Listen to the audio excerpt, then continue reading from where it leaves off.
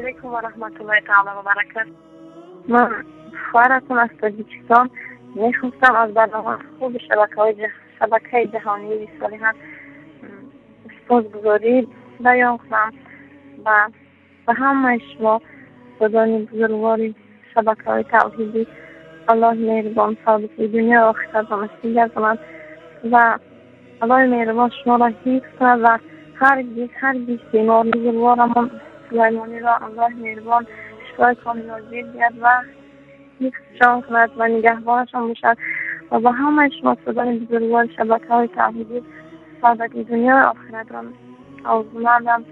الله مهربان در جنت در پیامبرمان صلی الله علیه و سلم نصیب دارد که الله جمعمون را جمع گرداند. اللهم آمین.